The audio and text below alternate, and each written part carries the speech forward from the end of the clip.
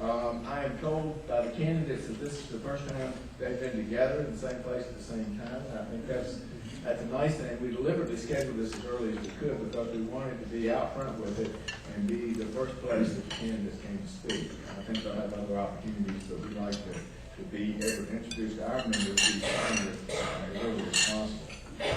What we'd like to do is I'll do a brief introduction for each one and then give them 3 or 4 minutes apiece to talk about themselves and tell you what they want you to know about their campaigns. We then have been collecting the cards, and Joe will keep his eyes open. If you have one, just raise your hand and he'll catch up with you. And then we'll go back and be sorting those and asking the questions as we go forward. About halfway through, we want to stop with that process long enough to have, and I've told the candidates to prepare for this, that the candidates will ask the other 2 candidates a question. They'll be given a minute to respond, and then the person asking the question can respond to whatever they responded to.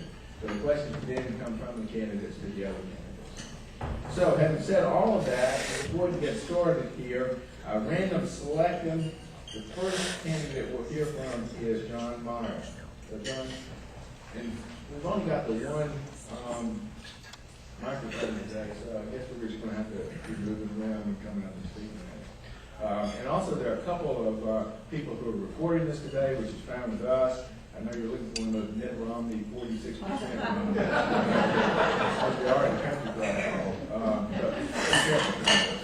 So John provided me with this information. John Meyer retired from the City of Asheville in 2005 after a 30-year career that spanned human resources, benefits management, and as Director of Risk Management. In 2000, he, along with Secretary of Health and Human Services, Donna Shalala, and the Honorable Senator Edward Kennedy, was named an honorary member of the American Pharmacists Association. In 2003, he received a Penny Award from Employee Benefit News for outstanding benefit design. In 2004, he was named Public Risk Manager of the Year by the Public Risk and Insurance Management Association. As Director of Risk Management for the City of Asheville, Meyer worked closely with every department of city government on a daily basis.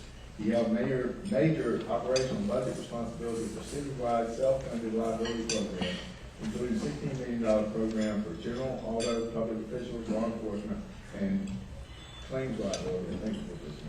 $10 million annual group benefits program, $2 million workers' compensation program, and 4 separate retirement programs, 2 of them self-funded and self-administered.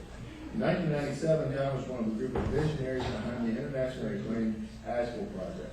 Since retirement, he has owned Mile Consulting and has worked with clients around the United States and Canada as a public speaker and benefit consultant. John is a graduate of Montgomery Anderson College at the University of North Carolina at Asheville and has completed studies at the School of Municipal Administration at UNC Chapel Hill.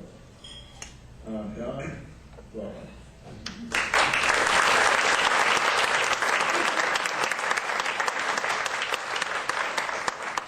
Very much to Ed and to Leadership Asheville for making this opportunity possible today. At your table sitting, you have a business card. If I hold it correctly, it's that way.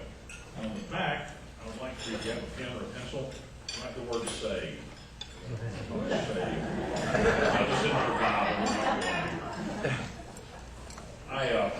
In preparing my remarks for today, it struck me late this morning, literally as I was getting ready to come here. I thought, well, I've actually got a nice little acronym I can work with. Is SAVE. S for stewardship, A for accountability, V for vision for our future, and E for experience. So let's hit all of that. I wish I were the guy on TV and the radio that talks real fast on those ads. I could get a whole lot done in a very short time. Stewardship. Back on April 3rd this year, taxpayers in the City of Asheville some of us went to a meeting at the Civic Center. We were told the fiscal sky was falling. We were going to have to shut down fire stations. We're going to have to stop Little League. We're going to shut down parks. It was really, really, really bad.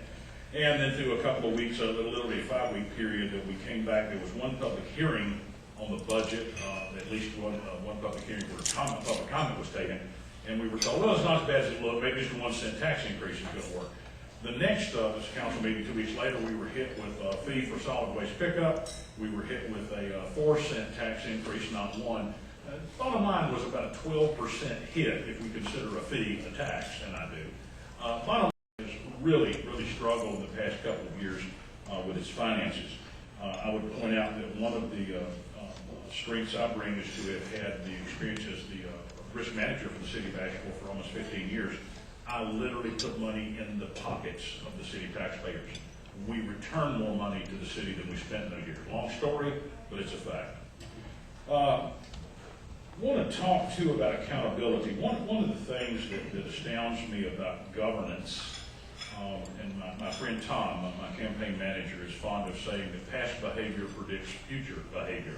And to that extent, I think what we're seeing now is probably an indication of the lack of accountability. For example, the water situation we find ourselves in now with the legislature and a lawsuit, which I totally support, really had its roots many years ago. The way, in my opinion, the way the city of Asheville unwound the regional water authority.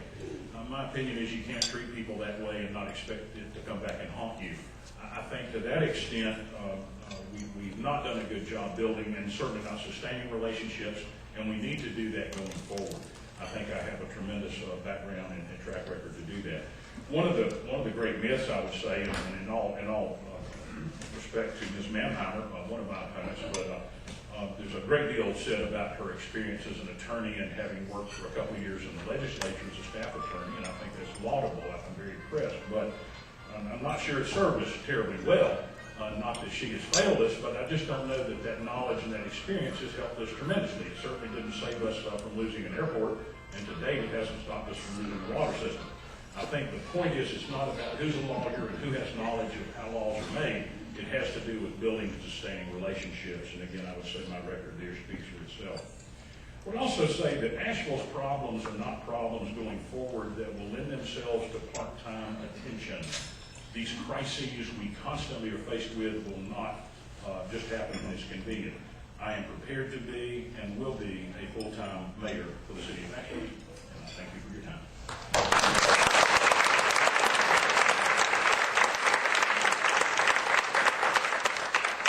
Next is Esther Manheimer. She serves as Asheville's vice mayor, an honor and duty bestowed by her fellow city council members. She is the chair of the City Council Planning and Economic Development Committee and the Finance Committee. She's a graduate of Asheville High School. She received a Master's in Public Administration and a Juris Doctor degree from UNC Chapel Hill. She is a partner in the Van Winkle Law Firm, where she specializes in property law. Esther earned the King Most Valuable Mountain Area Volunteer Lawyer Award for Physical Legal Services for the most attorney hours volunteered for low-income clients in urgent need. Esther is a nominee for the 2013 North Carolina Bar Association William Thorpe Pro Bono Service Award. She's the mother of 3 boys, students at Jones Elementary School and Asheville Middle School. She's married to Mark Harris, a social studies teacher at Eaton High School, and coaches the award-winning wrestling team. That's me.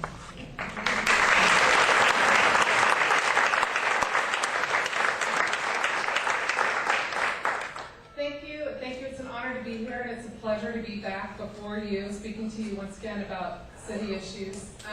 Before I begin, I want to introduce to you a special guest of mine today. Mira McMahon is here. Will you please stand up, Mira? Mira?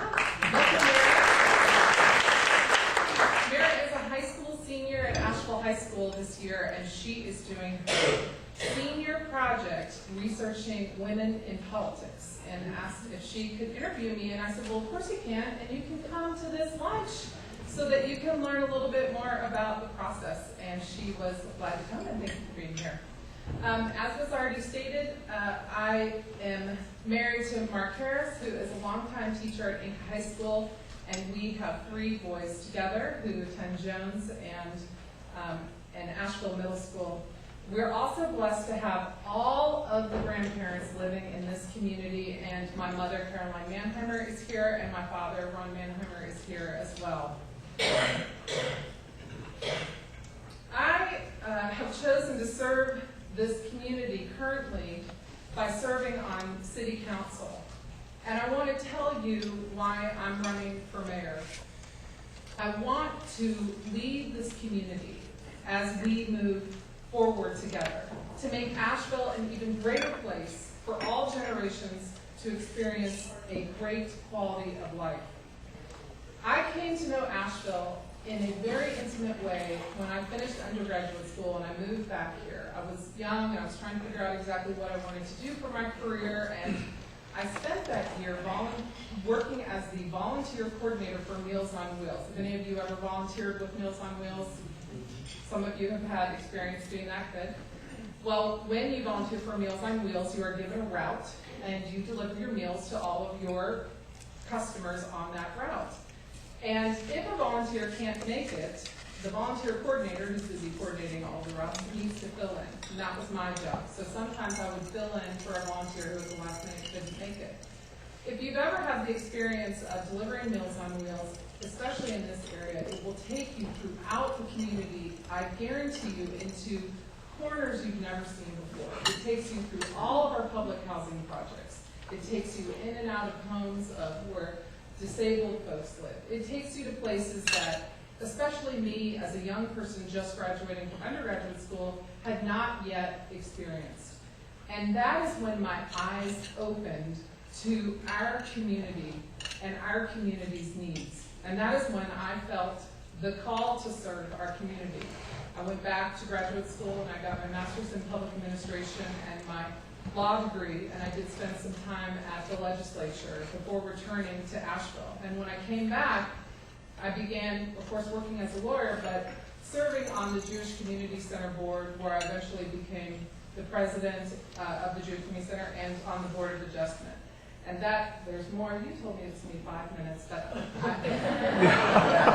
But there will be, well, that's a good point. But that began my journey in service to this community.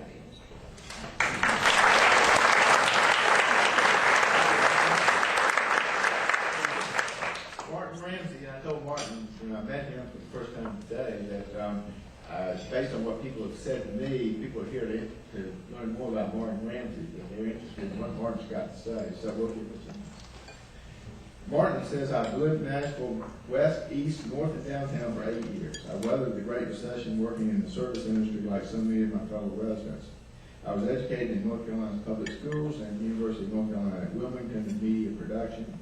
I co-produced and edited the video content for a North Carolina Press Association journalism piece on the Cannon textile mill closing in conjunction with the Independent Tribune of Annapolis, North Carolina. I'm a community activist working on local and national economic issues.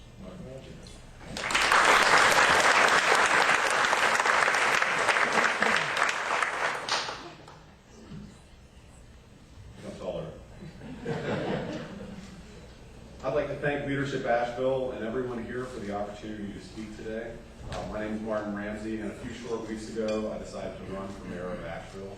I'm a lifelong North Carolina resident. I was raised in the rural Northeast in Mayock, North Carolina. I was schooled in public schools where my mother is a teacher. She's made her entire career there. My father is a Baptist pastor.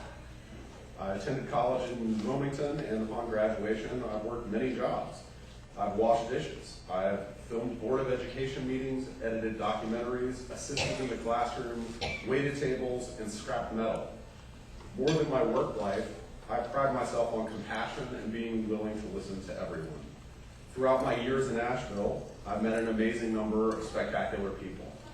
For the past years, I've been speaking out, along with many others, decrying the looting of our public treasury, the impoverishment of our youth, the destruction of the natural world, and the closing of our democracy. This is not an abstraction. My generation and myself personally will reap the reward of our current inaction. How do we begin to change now in our city? Certainly a transition to an equitable future will be a big task, but I do not think that pessimism or cynicism will get us there. Our campaign has big vision and specific plans. First, we believe that meaningful democracy must be extended past the voting booth. We've called for instituting participatory budgeting in Asheville, North Carolina. Far from unachievable utopianism, participatory budgeting has been in place in cities around the U.S., around the world, large and small, nonprofits, and organizations. It places power over discretionary budgeting directly in the hands of the people. Let's come together and decide how it is that we want our limited tax income spent. The alternative that I represent is one that places actual power in our communities and in our neighborhoods. We also support the creation of a nonprofit fund for a nonprofit community development corporation to spur cooperative economic development. The Evergreen Cooperative of Cleveland, Ohio roots economic development in the community. It democratizes wealth, being worker-owned and managed. It is a model that draws on the purchasing power of major public institutions, like hospitals, for example. Evergreen boasts a major industrial green laundry supplying Johns Hopkins Hospital, Ohio's largest solar installation company, and a large urban greenhouse supplying fresh vegetables to an underserved city population. Atlanta is starting a community development corporation, as are other cities. Some vary in type, scope, and organization, but the goal is to create jobs that the job creators forgot to make and keep them in place so a major multinational corporation doesn't pull the rug out from under our town.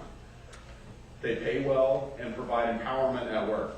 This is not impossible, and we should do it here. People deserve more than a low-wage job boom. Sorry, going on.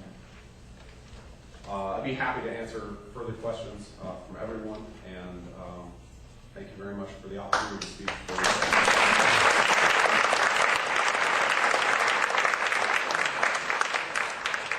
Let's start some questions from the floor here. And if you can keep that, this is a hard question to answer in a minute, but if you can try to do it in 1 minute, maybe get through what we've got. So you'll see what I mean when I talk about the question. So this is for all of you. How will you handle Asheville's relationship with the hostile state legislature? That's where we want to start. Do you want us to come up or do you want to? If you can stand, if you can hear you, I think that's. I've got to come up. Back here.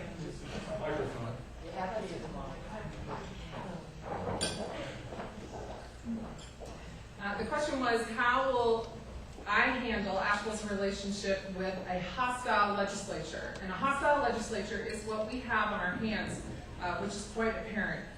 I don't think any one person can be effective in leading this community unless you're able to work collaboratively with others. You have got to create partnerships if you are going to be effective, and especially in dealing with our legislature. There are a lot of things I could say about this topic, but I will highlight one thing we did in this last session, and that is to work with the North Carolina League of Municipalities to write a resolution asking other cities to stand with the city of Asheville, opposing the legislature's tactic of taking Asheville's water system. And 50 other cities adopted our resolution, standing with us. And I realized that they took the water system and we're now faced with a lawsuit, but that was a major effort to bring that issue to the forefront, which did end up putting it in the national news. And I think that the only way to do this effectively is to work with others as much as possible so that we can further the issues that we're facing as a community.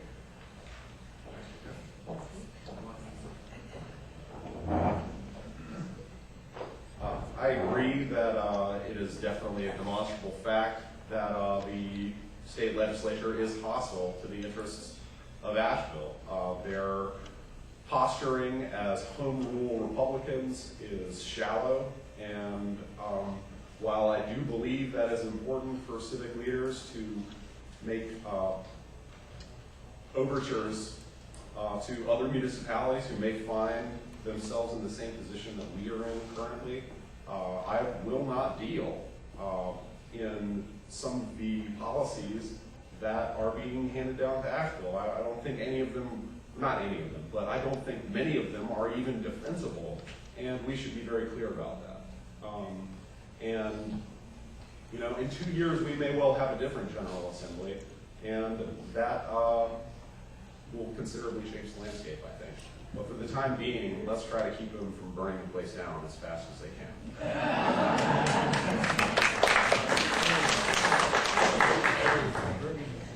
Thank you. Actually, Ms. Manheimer points out about the League of Municipalities resolution. I applaud that. I do know, however, having talked to several elected officials in other municipalities around the state, including at least one here in Macomb County, that did not pass that resolution. They did not pass it out of fear that retribution would take their assets. So, again, I think the legislature is that hostile. People are literally afraid to stand up. I applaud the ones who did. That said, the relationship issue and confronting that mentality we currently have in Raleigh is going to take effort. I would suggest that each and every member of the city council at present, including Mayor Bellamy, all have constituencies that put them in office. I didn't see one single effort to help anybody in this campaign defeat any of the people who are currently in running.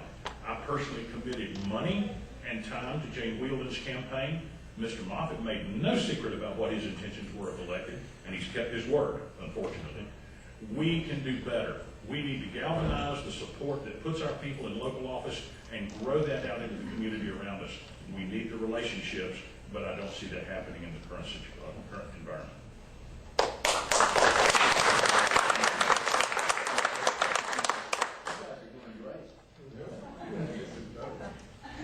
Martin, let's start with you on this.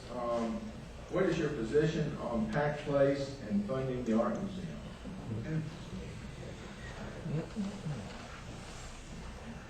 I hesitate to come off as anti-art because I think we do need to invest in the cultural assets of our city, and we need to make them accessible to many people as possible. I think it's a shame that the art museum costs as much as it does to get into, for example.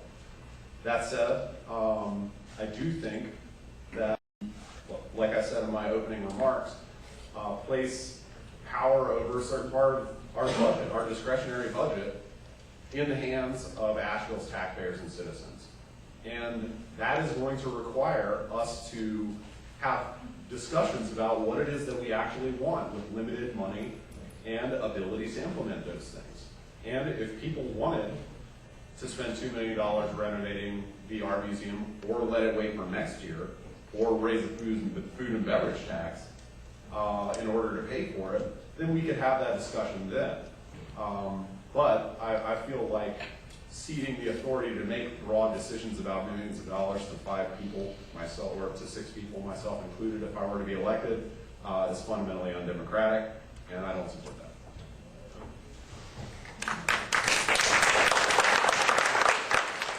It will come as no surprise to anyone who has been following my campaign that I am 1,000% opposed to the $2 million gift to the Asheville Art Museum.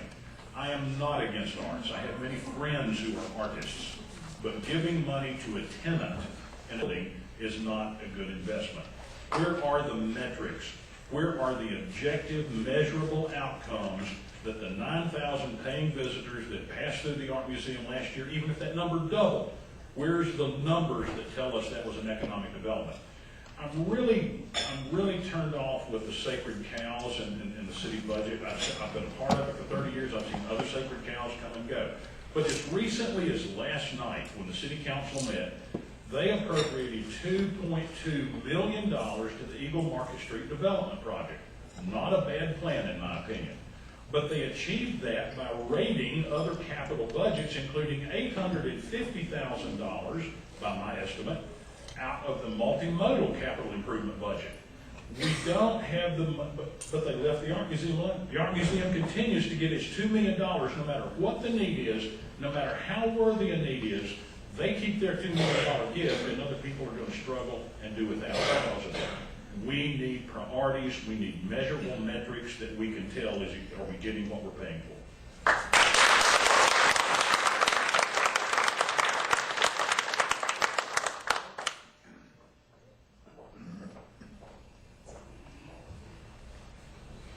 This is a good question. I want to take a step back and let us recall the last question about Asheville's vulnerability to the legislature. How do we make Asheville less vulnerable to the legislature and the revenues that it may or may not grant Asheville to function? Cities like Asheville rely mostly on what? What revenue source? Property taxes, that's correct. And how do you make sure that you have a stable property tax revenue base? You make sure that you invest in your city. We have low-hanging fruit in this city. We have the south slope of downtown. We have the River District, places that are not yielding that much in property taxes. With the guidance of our very effective and diligent city manager and city staff, this city has made the decision to invest in our own infrastructure to stabilize our future revenue base. How does that relate to the art museum? The art museum is in a building, Pack Place. You, the voters, voted on a $3 million revenue, GO bond revenue, to to fund that building initially. And I know you did that, not assuming the city would never invest in it again. $2 million represents 10% of the capital needed to overhaul and update that building, which will contribute to the art museum. They haven't received the money yet, and they won't receive it until we enter into a development agreement and they have raised all of their private funds. When you have a robust art museum in your downtown, it raises the property values in the entire surrounding area. We will get a return from this investment very soon, and it is a wise investment, and it is in keeping with this growing stability of our revenue base going forward so that we are not dependent on the whims of our legislature.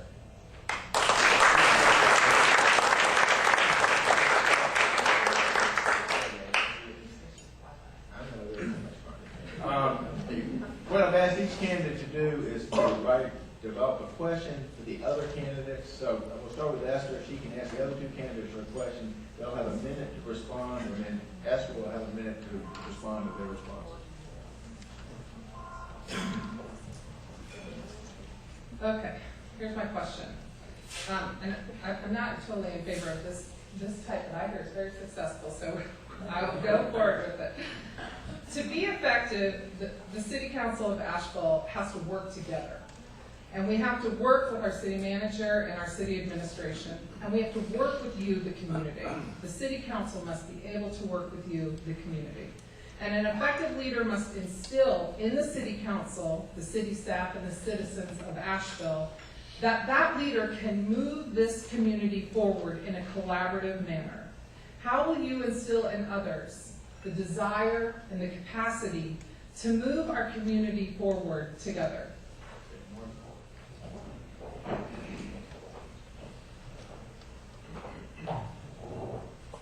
Well, I hope to help mobilize the 90% of people who don't bother to vote in municipal elections, myself included. What is the right to vote with no one to vote for in an election, with no one who represents your interests, and no one with an eye to the future that you will soon inherit? And in taking this particular outlook forward, I intend very much so to go to the places that are forgotten in our city and talk to people whose voices don't seem to matter because their humanity is being rendered invisible in our country.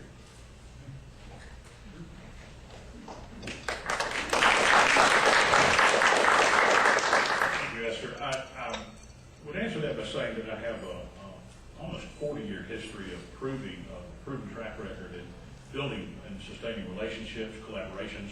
I would look at the Asheville project as a classic example of that. For those of you not familiar, it took a village. If Hillary hadn't written the book, I would have. It took an entire community to come together. It took physicians and pharmacists and health educators and hospitals and employers, people who typically don't have aligned interests in healthcare. And together we made something very, very special happen. Other communities are still replicating that around the country today. What I'm saying is that I think we lead by serving first. I'm the ultimate, in my opinion, I model myself a servant leader. I'm not worthy to lead unless I'm first willing to serve. Like Ms. Manheimer's experience as a volunteer coordinator, I have served many, many nonprofits in this community as a board and on boards and fundraisers over the years, and you take the best of what you have, all the people that this community has, you put those resources together, and you help build consensus for where we need to go, and you lead people in that direction. It's not hard, it's just a skill that you have to have or you don't.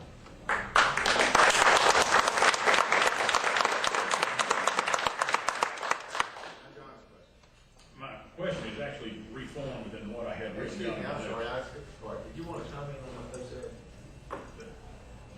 I'm glad to answer the questions, but. No. Okay, no, that's fine. Okay. Carry on. We won't respect the format. Well, no. Good horse. Yeah. My question is actually more directed to Ms. Manheimer, I guess. I was under the impression we could ask each candidate a question, so I'll try to phrase it as a single question. But again, in terms of leadership, Martin, you have not had any direct experience of managing, leading, I don't know, perhaps maybe running your own business, which I certainly have. Well, my question would be to you, to that extent, is what would you do? What experience and skills do you have to draw upon that would give people confidence in you as a leader. And by the same token, Ms. Manheimer, saying it's a slightly different thing, but what confidence would people have in you, in your leadership, your record in attendance at city council, your absences, your tardies, your leaving early, your recusal rate is abysmal. I have the actual numbers if we care to discuss those, and the same at MSD. So I guess the ultimate question for both of you is, with your backgrounds like mine, how would you warrant people's confidence in you as a leader? That's good.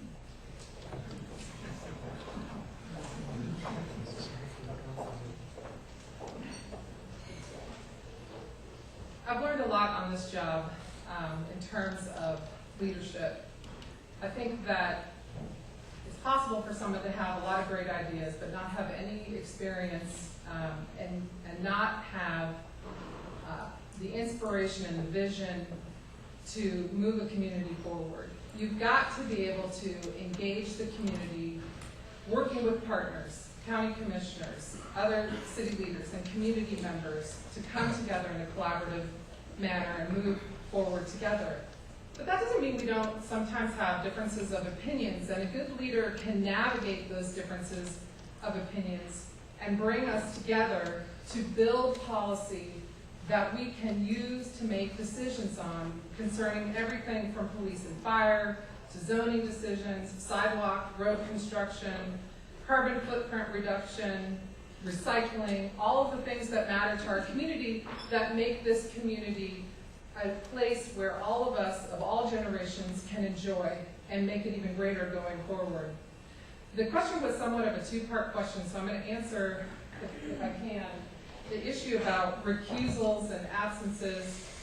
I have heard Mr. Mile make this accusation that somehow I'm absent, or I have to recuse myself, or I'm tardy, or I'm late. And honestly, I found it kind of a strange accusation, and I took it upon myself to research it. City Council has met over 105 times. I think we might be closer to 110, just regular meetings since I've been elected. I have missed 5 regular meetings. One of them was because of Yom Kippur, and one of them I phoned in and attended. And that's to address the issue of absences. In terms of recusals, I am a lawyer, and lawyers, there have been many lawyer mayors before me and other lawyers serving on city council, and it's not uncommon for lawyers to have partners who represent other folks that may have issues before council and who may need to recuse yourself. You may know nothing about it at all because your partner's handling it, but ethics rules require a recusal. That's both by the state bar and for ethics rules that guide elected officials. And obviously that's in the best interest of our community that we not vote on issues we might have an interest in. City council votes at least 10 times every meeting, possibly 20. That's over 1,000 votes, probably closer to 1,500. I have had to recuse myself 26 times, and 21 of those times they were unanimous votes, meaning they were administrative, awarding a contract to a grader. And I'm glad Mr. Mile raised this issue because it gave me an opportunity to look into it and to be able to address it. And I'm assuming it will continue to be raised, but I hope that I've satisfactorily addressed that issue. Thank you.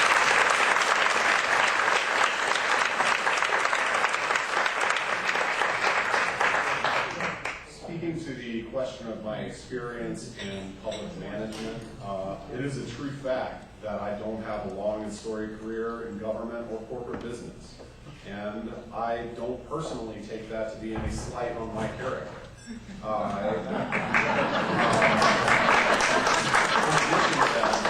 I would reject the assumption that the mayor's office has all of that much power. The city manager told me very specifically in his candidate orientation, and John was there, the mayor's office is the ceremonial head of the city. And he's right about that. Now, that's not to say that the mayor has no power to vote on council, has no veto. It does have a bully pulpit. They can issue bonds, and they make decisions about development within our city, and ordinance as well. Now, I would also like to reject the assumption that there's some sort of mystification out here, that regular people cannot understand the priorities of our city, our economic development, and our common future. Thank you.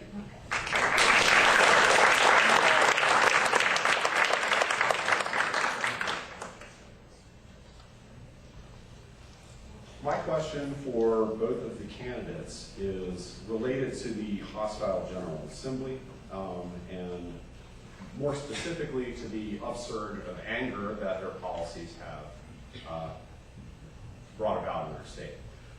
In Asheville this summer, we had 10 or nearly 10,000 people, the estimates range from 6 to 10, filling Pack Square, calling for an agenda that advocated for workers' rights to organize, better wages, an end to voter suppression, a halt to privatization, increased investment in public education, equality, liberty, and democracy. Is this sentiment invisible, and are we willing to actually go to bat for that? And if not, why should you be elected?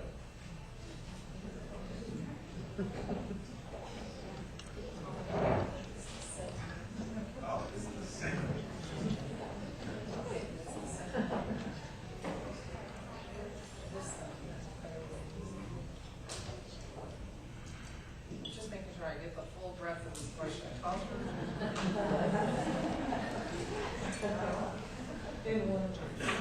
It's a broad question, so, and it's a good question, I think. I think that, unfortunately, right now with our current legislature and the policies of the city of Asheville, we have great conflict. And I'll highlight one of those issues that you raised in answering this question. The city of Asheville passed a living wage policy that required, of course the city pays a living wage, but a living wage to be paid by anyone who bids on contracts with the city. And this was greatly debated as to whether or not it made any sense to do it, but it was determined that out of fairness and equality and to support employees that live in our community, we would adopt a policy requiring contractors to pay their employees a living wage. This legislature passed a bill, it's actually an omnibus bill that's very long and packed with details. One of those items prohibits cities from requiring their contractors to pay a living wage. Now, when a city requires a contractor to pay a living wage, we, the city, are offering to pay a contract price that incorporates that living wage. So the city bears the burden of that policy decision. But this legislature took it upon itself to strip cities from the right to adopt such a policy. So I think that we, as a city council, will continue to emphasize issues that are important to us, but we obviously have quite a battle on our hands in dealing with this legislature.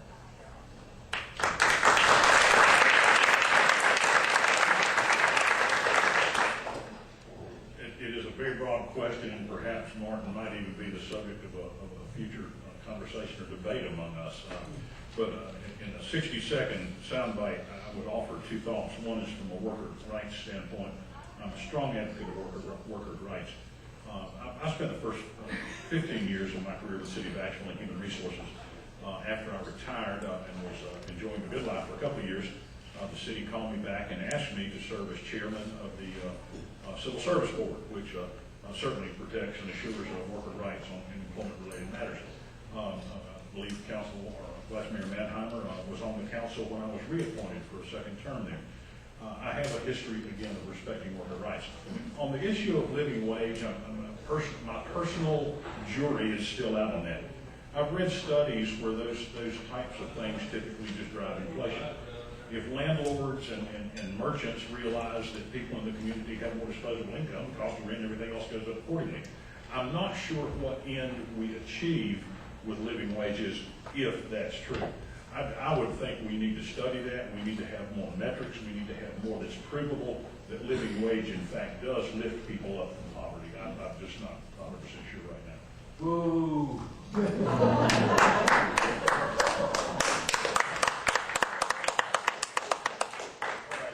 about to run out of time, but we can do another one more question. This is from the floor. Downtown hoteliers have successfully waylaid plans for a major hotel on Haywood Street, across from the Civic Center. What do you think the city should be doing with that unsightly and dangerous eyesore? Let's start with Mark. Well, unfortunately, this decision will probably be decided on before the new council is seated. However, I do think that it's a poor use of public space. However, I do realize that the selling of that parcel of land did contribute a good chunk of money to affordable housing. So I realize that there is a debate to be had about how we use public land and public space, where we draw revenues for projects that we think that are important. But we are growing quite a few hotels, and I would like to ask whether tourism is working for Asheville or Asheville is working for tourism.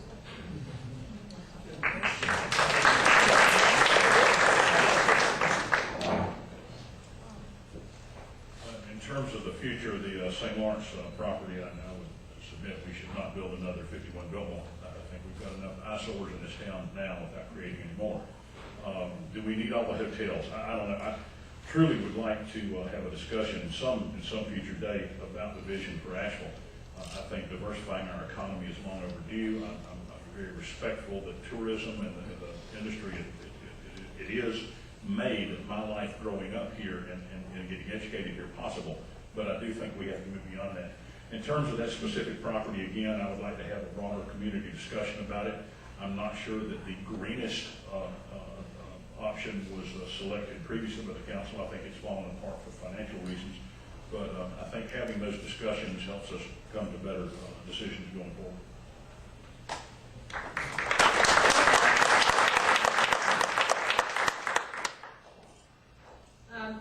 Two things. The downtown master plan, are any of you familiar with the downtown master plan, which was adopted? Okay, this is in the last few years. The downtown master plan helps guide and shape the development or redevelopment of our downtown. And it came as a result of community involvement, engagement, and input. There were several committees, hundreds of people that volunteered time to determine how our community sees the vision for downtown.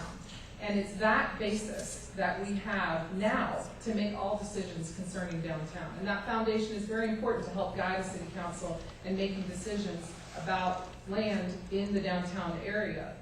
And the second point I would make about this is, in addition to encouraging dense urban infill, which is a green way of growing your city so that you're not encouraging sprawl, back to the point about investment in our community and the return. Downtowns are vibrant, and they can be a source of property tax revenue that can help sustain a city going forward.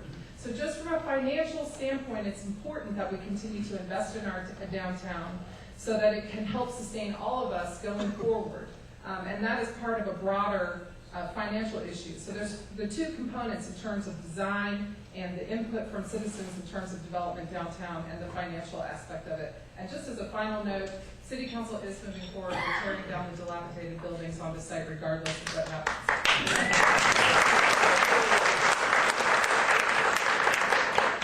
We try to finish up by 1 o'clock. It's a little bit after that, so I guess it's time for us to complete the session. I know you'll agree with me that we have a very interesting mayor race on our hands.